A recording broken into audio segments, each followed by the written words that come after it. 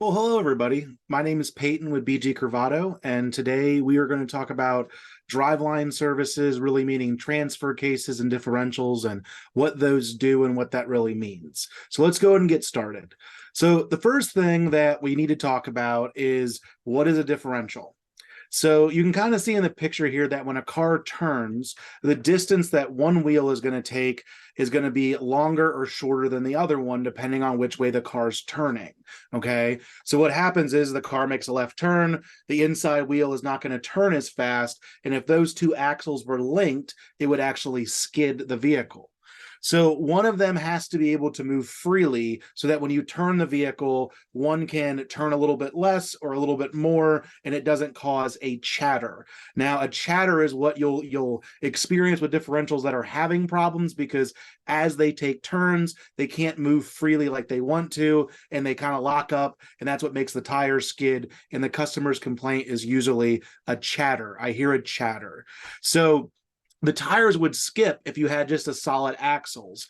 There's race vehicles or off-road vehicles that have solid welded axles. The problem with that is if you go to drive it on a normal road, when you go to take turns, one of the wheels is going to slip and skid. And if you've ever driven a plastic power wheel, you've experienced this, right? You go to take a turn and the whole back end slides because it's a straight drive axle and that one wheel can't freely turn to make the turn nice and smooth. Okay. The way that it looks like in a vehicle is we'd have an engine that's going to push power into a transmission and then into a rear end. We're not going to talk about the front differential. Let's talk about two-wheel drive first. So what's going to happen is the engine is going to make power and it's going to turn, right? And it's going to go through the transmission. And when you put it in drive, that power is going to go through the transmission into the drive shaft. The differential is what connects that power to the wheels, basically, while also trying to allow it to freely move around turns. So what happens is now we're moving the car, right? Because the driveline system is turning, it's turning the wheels, the car is moving forward. This is classic two-wheel drive, right? This would be a rear wheel two-wheel drive.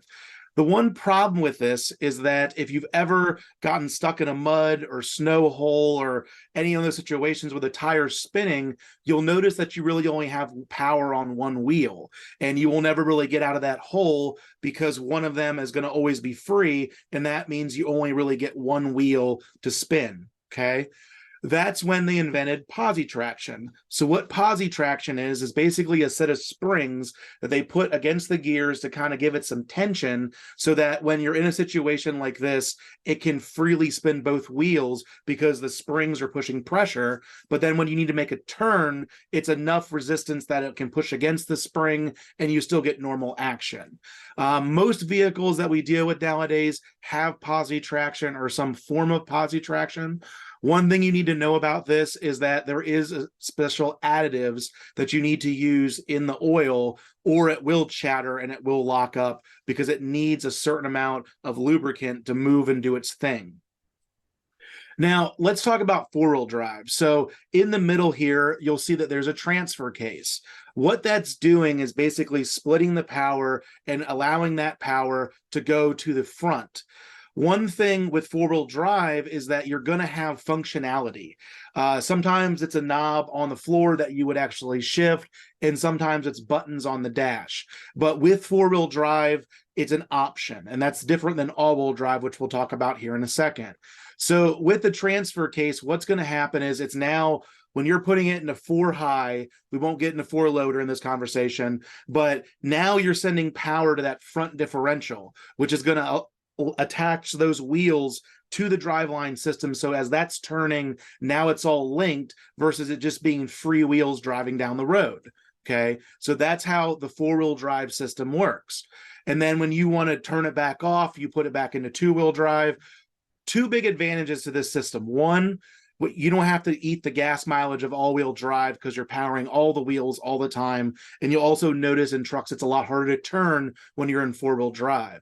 So the nice thing about this is that you can switch it back into two-wheel drive when you get on clean roads and you get that functionality out of the transfer case. That's what's making that happen is when you hit that button, it's either sinking that gear in or releasing that gear so that the front differential has to do its job. all three of which hold fluid, which we'll talk about here in a minute. Now, with all-wheel drive systems, you're not going to see any buttons. I remember on Chevy Tahoes, you would have four-wheel drive, and then on an Escalade or the GMC version, it was all-wheel drive, like the Denali's, and there was no button.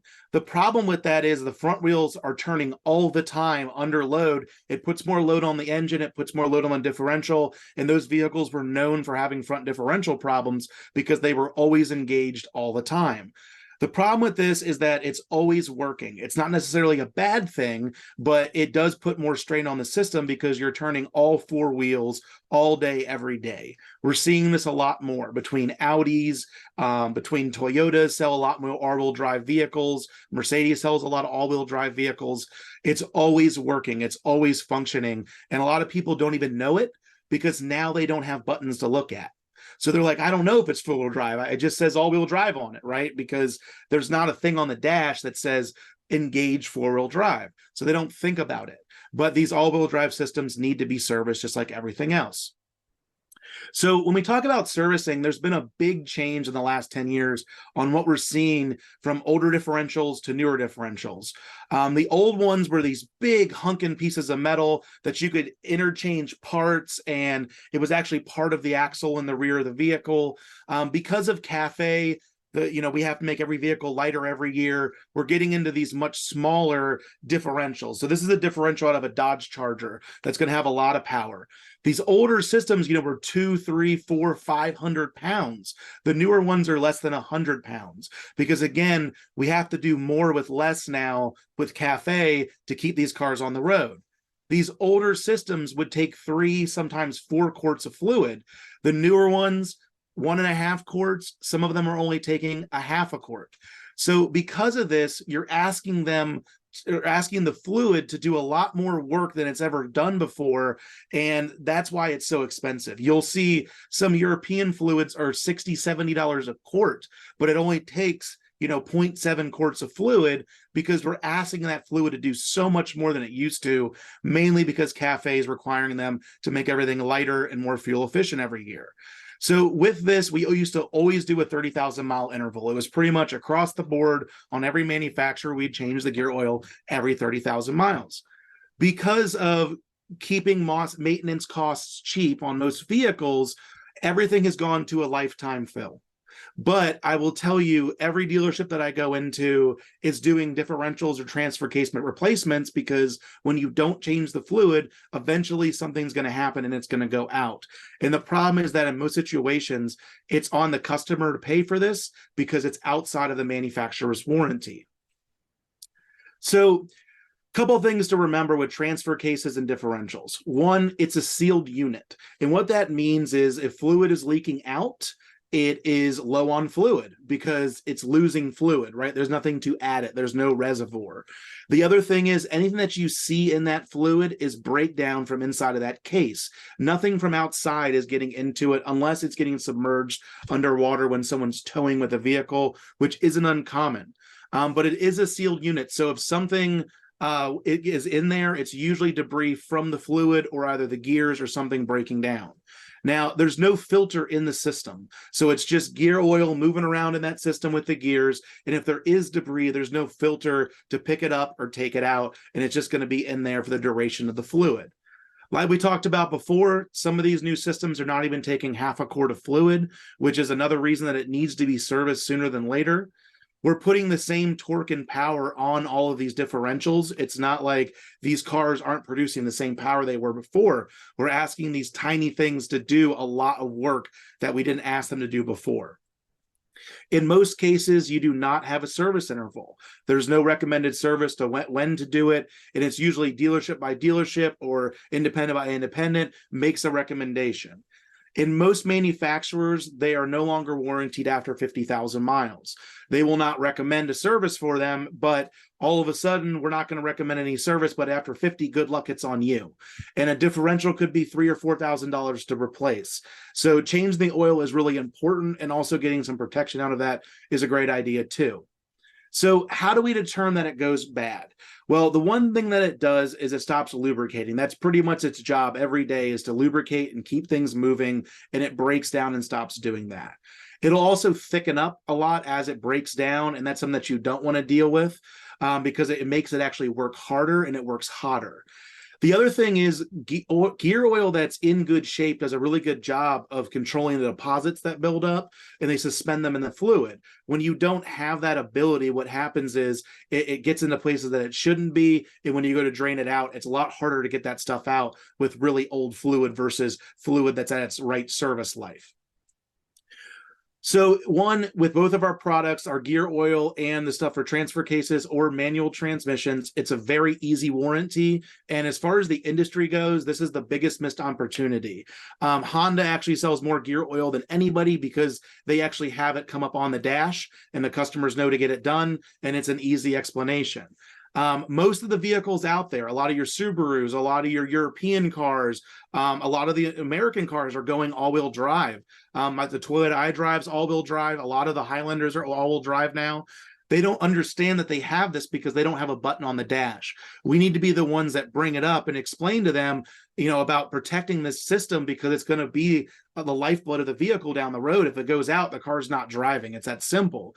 So we recommend replacing it every 30,000 miles. So on most vehicles, that's going to be about every 2 years.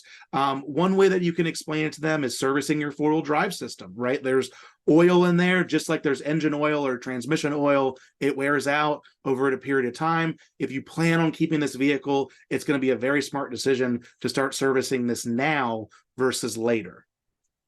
As far as the lifetime protection plan goes, if they start doing the service before 50,000 miles, they get up to $4,000 of coverage towards a repair. If they start doing the services before 75,000 miles, they get $2,000 of coverage. So what's covered is basically everything that's inside of the case. If it's inside of the sealed unit, bearings and all that stuff, everything's covered. What's not covered is anything outside, the axles, CV boots, drive shafts, flywheels, and that kind of stuff. So anything that's in the case that's lubricated by the oil is warranted. Again, the interval is every 30,000 miles. So what that means is if they do it once, they do it again every 30,000 miles, and we give them lifetime protection, which never expires as long as they keep doing the services along with the schedule. Now, how do you service a differential or a transfer case? In most situations, they have a fill and a drain plug. Some don't have drain plugs. Some don't have fill plugs. But the easiest thing to do is to find the fill plug, which most of them have, and get that out first. Because here's the thing. If you pull the drain plug out and empty it out of fluid and then can't get the fill plug out, you're in a lot of trouble. So always remove the fill plug first, okay? The next step is to remove the old fluid. Now, you can pull a drain plug, which again, a lot of them don't have now. So both of our Driveline pieces of equipment are designed to suck out the old gear oil and then pump in new gear oil. The one on the left here is designed just for gear oils and transfer case oils. We have a new machine that is called the Max, and it's the one right here in the middle. And that one will not only do that, but it also does engine oils, transmission fluid, power steering, any oil basically. And it has two different guns, so there's no contamination basically. The gun that you're sucking out with is not the gun that you're adding the fluid afterwards. So once you get the fluid out, whether by sucking it or removing the cover or whatever you're going to do, you're going to go ahead and just fill it up with new fluid until it runs out. And now, so that's actually the dipstick, is when the fluid runs out, you know that it's filled. The only downside of this is that it's really hard to tell when something's serviced. There's no dipstick. There's no one writing on the side of the differential when it's serviced.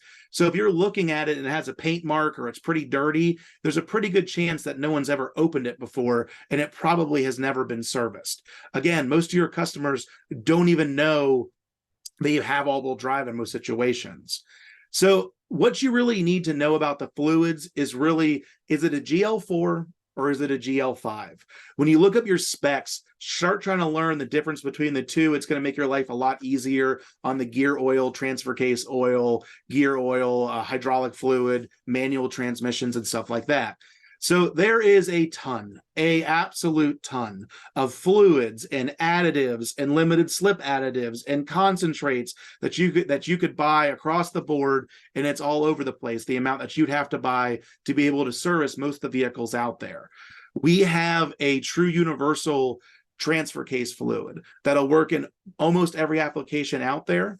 And then we have 3 gear oils that we sell. All of them come with limited slip additive already in there. The one I want you to focus on is the one on the right.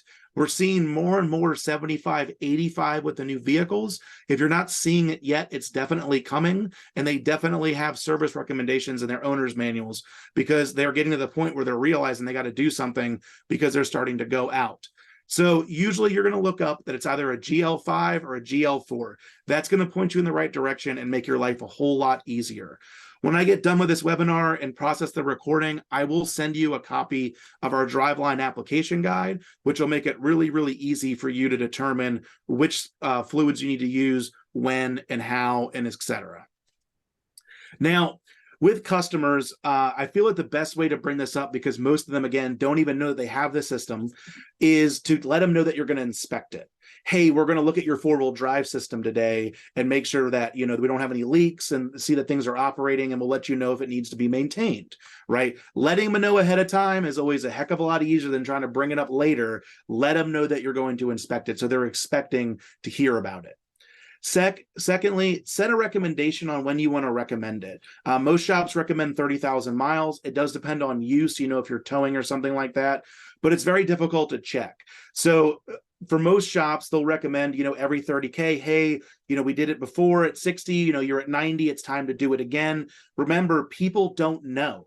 People bought these cars because they had all-wheel drive and they're excited about it and they want it to work and they want to maintain it. But in most situations, we forget to bring it up and we don't even talk to them about it. And it's a very easy service for you and the customer, okay? The other thing is, look at trailer hitches, look for commercial use.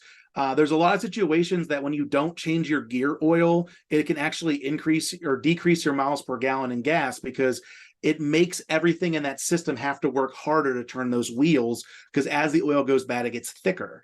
So if it's a towing situation or commercial use, you might even want to change it even sooner, 15 to 20,000 miles, depend on the use.